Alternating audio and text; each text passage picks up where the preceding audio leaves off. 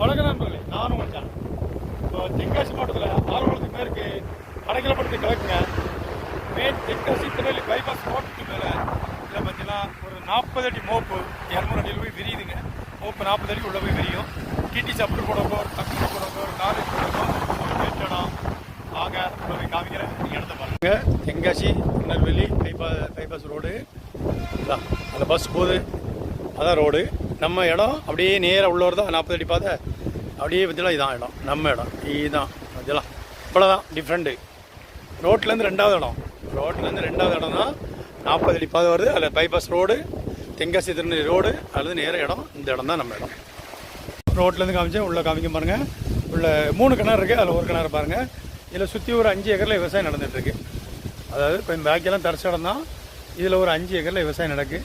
நல்லா தென்காசி திருநெல்வேலி பைபாஸ்லேருந்து ரோட்லேருந்து உள்ளே வந்துடலாம். இதே கிணறு பால் மாதிரி இருக்கும் கிணறு மேலே, நல்ல பெரிய கிணறுங்க.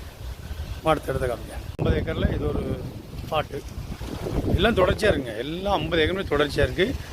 ஆமாம், அதில் ஒரு கிணறு இருக்குது, இதில் ஒரு கிணறு, 3 கிணறு மேலே இருக்குது. ரோட்லேருந்து 40 அடியிலேருந்து நேரம் உள்ள வந்துடலாம்.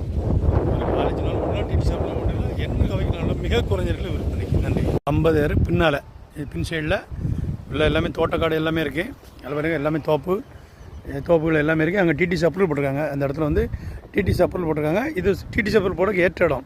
ஏன்னா ரோட்லேருந்து 40 அடி 200 அடி தான் பிற நம்ம இடம் வந்துடுது. இதில் 3 கிணறு எல்லா வசதியோட உள்ள இருக்குது. இதான் இது பின்னால் உள்ள தோப்பு அருமையாக இருக்கும். டிடிசி அப்ரூவல் அடிக்க ஏற்ற இடம். உங்களுக்கு தேவைன்னா வாங்கி